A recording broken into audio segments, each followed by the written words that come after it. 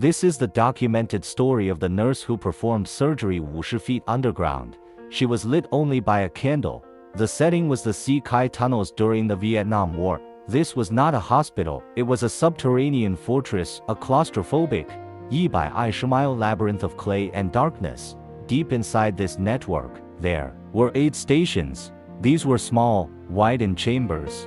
They were often no larger than a closet. The air was hot, suffocating, and starved of oxygen. Nurse Vo Thi Yen was on duty. She was not a surgeon. She was a young volunteer with basic medical training. But in the tunnels, she was the highest medical authority. A new patient was carried in, a young Viet Cong soldier. He had been hit by shrapnel from a B-1 strike.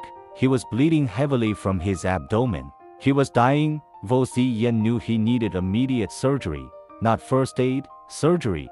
The operating table was a bamboo cot. Her tools were a few sterilized knives and a needle. There was no anesthesia, only a cloth for him to bite. As she prepared, the world above them exploded. Another bombing run had started.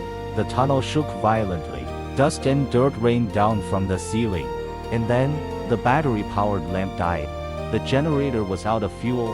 The chamber was plunged into absolute, terrifying blackness. The light, she ordered. An orderly fumbled and lit a single, precious candle. The flickering flame cast giant, dancing shadows. It was all she had. The soldier was bleeding out. She could not wait.